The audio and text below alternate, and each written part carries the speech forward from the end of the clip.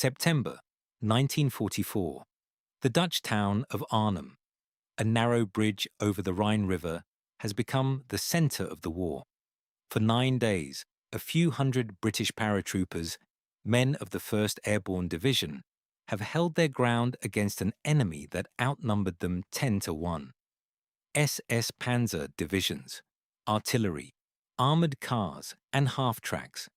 The full weight of the German war machine has been hurled at a thin red line of lightly armed soldiers who had no heavy weapons, dwindling ammunition, and no prospect of relief.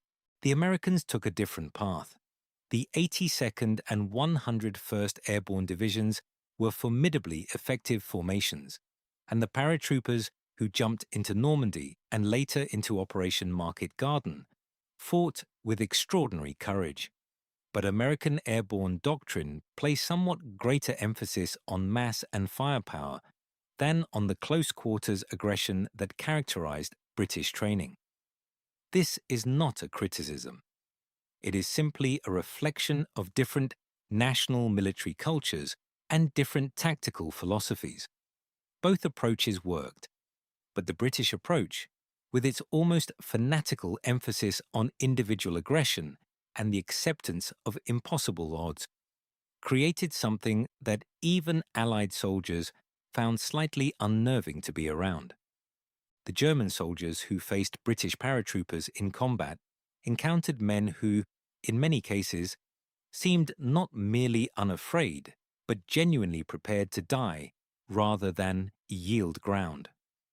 In the context of conventional warfare, where the rational soldier weighs risk and retreats when the odds become insurmountable, this behavior was genuinely disorienting.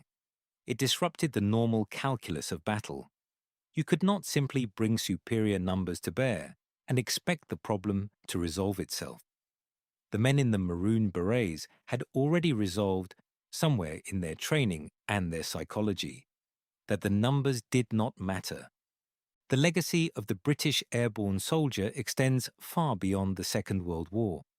The Parachute Regiment, which grew out of the wartime airborne forces, has served in virtually every significant British military operation since 1945. Korea, Suez, the Falklands, the Balkans, Iraq, Afghanistan.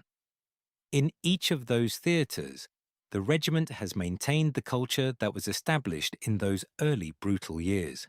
The volunteer ethos, the emphasis on individual aggression, the willingness to close with the enemy at the closest possible range. The Falklands Campaign of 1982 saw the Parachute Regiment fight two of the hardest battles of that short, sharp war, Goose Green and Mount Longdon. At Goose Green, 2 para, roughly 450 men, attacked an Argentine force estimated at well over 1,000, supported by artillery and prepared defensive positions. The battle lasted through the night and into the following day. The commanding officer, Lieutenant Colonel H. Jones, was killed leading an assault on a machine gun position that was holding up his men. He was awarded the Victoria Cross posthumously. His men took Goose Green. There are survivors of those actions alive today. There are also men who trained under the same system, in the same culture, who remember what it felt like to earn the Maroon Beret and to understand for the first time what it meant. The regimental depot at Catterick continues to train soldiers in that tradition, though the specific techniques have evolved with the nature of modern warfare. The heritage, though, the volunteer ethos, the emphasis on individual initiative, the willingness to fight at ranges where you can see the whites of the enemy's eyes, remains. Surviving equipment from the wartime airborne forces can be seen at the Airborne Assault Museum at IWM Duxford and at the Airborne Museum Hartenstein in Arnhem itself, on the site of the hotel that served as headquarters during those 9 extraordinary days in September 1944. Walking through those exhibits, studying the photographs and the weapons and the personal effects of the men who carried them, it is possible to feel something of what the Germans must have felt. Not the fear, perhaps, but the weight of it. Return then to Arnhem. September 1944. The bridge is lost.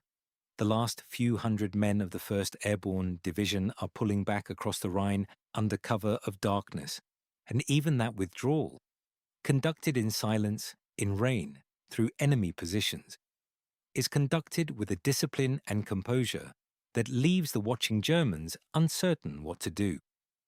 Of the 10,000 men who had gone into the battle 9 days earlier, roughly 2,500 made it back across the river. The rest were dead, wounded, or prisoners. By any conventional military measure, it was a defeat. The bridge had not been taken and held. The armoured relief force had not arrived in time. The objectives of Operation Market Garden had not been achieved. And yet the commander of the German forces at Arnhem, General Wilhelm Bittrich, had this to say of the men he had fought, that in all his years of war, on every front, he had never encountered soldiers who had fought with such courage and such stubbornness. He ordered that the British wounded be treated with full military honours. He ensured that the dead were buried with respect. That is not the response of a man who has defeated a rabble. That is the response of a man who knows with absolute certainty that he has just spent 9 days fighting something extraordinary. The German soldiers who begged not to be sent against British paratroopers were not cowards. Many of them were veterans of the Eastern Front, of North Africa, of years of brutal warfare. They had faced things that would break most men. What they recognized in the Red Berets across the battlefield was something they could not rationally counter. Men who had chosen to be there, who had trained for exactly this, who had accepted from the beginning that they might not come back, and who had decided that none of that mattered. Fear, in the end, is a weapon. The British airborne forces of the Second World War understood this better than almost anyone. They had looked at fear, the cold, hollow fear of the balloon jump, the fear of landing alone in enemy darkness, the fear of fighting at close quarters with overwhelming odds, and had turned it into something else entirely, something that their enemies, watching them come on across the smoke and the rubble and the impossible odds, could feel in their bones. The bridge at Arnhem still stands. On it there is a plaque. It reads simply, John Frost Bridge, named for the man who held it, the man who, with a few hundred paratroopers and no prospect of relief, looked at the full weight of the SS Panzer Corps and said, "Not yet." That is why the Germans didn't want to be sent against British paratroopers. That is why, after 70 years, the reputation still holds. The Germans, by any rational military calculation, should have crushed them within hours.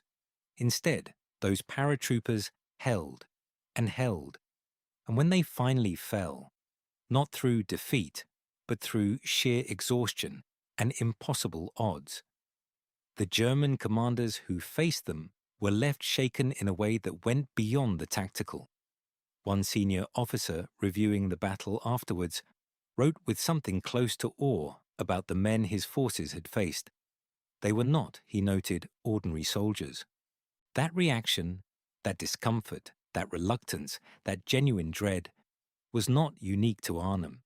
Across every theatre where British paratroopers fought, from the scorched hillsides of Sicily to the freezing fields of Normandy, from the jungles of Burma to the narrow streets of occupied Europe, a pattern emerged. German soldiers, including hardened veterans who had fought across 2 continents, would go to extraordinary lengths to avoid being sent against the Red Berets. Some accounts suggest units simply refused. Others describe the almost supernatural reputation these men had acquired. So what was it? What made British paratroopers so feared? Was it their weapons, their training, something in the culture that shaped them? The answer, as it turns out, is all of these things, and something harder to quantify. It is a story about what happens when you take men who volunteered to be afraid and teach them to use that fear as fuel. To understand why British paratroopers were so feared, you must first understand the world they were born into. In the summer of 1940, Britain stood alone. France had fallen. The Low Countries were occupied. The Soviet Union was still nominally at peace with Germany. And the Wehrmacht, the German armed forces, had demonstrated to the watching world a new kind of war, fast, violent, and utterly decisive. Part of that demonstration had involved airborne troops. In May 1940, German paratroopers, the Fallschirmjager, had descended on the fortress of Arnhem in Belgium, one of the most heavily fortified positions in Europe. 85 men in gliders had neutralized a garrison of over 1,000 in a single day. The watching world was stunned. Here was a weapon that could bypass every conventional defense, that could fall from the sky and strike at the heart of an enemy before he even knew the battle had begun. Winston Churchill, who had an instinct for the dramatic and a genuine feel for the psychological dimensions of war, saw the potential immediately. Within weeks of the fall of France, he was demanding the creation of a British airborne force. He wanted 5,000 men who could parachute behind enemy lines. The generals were skeptical. Parachute operations were expensive, logistically complex, and the loss rates in training alone were sobering. But Churchill pushed, and the 1st Airborne Division was born. The problem, though, was not simply creating the force. It was filling it with the right men. Airborne warfare in the early 1940s was not the relatively refined operation it would later become. It was, to put it plainly, extraordinarily dangerous. Aircraft were unreliable. Navigation at night over enemy territory was guesswork. Parachutes could and did fail. Men landed in trees, in water, on rooftops, in the middle of enemy positions. And even when everything went well, a paratrooper who landed successfully was alone, lightly armed, and deep in enemy territory before the battle had even begun. The selection process, therefore, was not merely physical, it was psychological.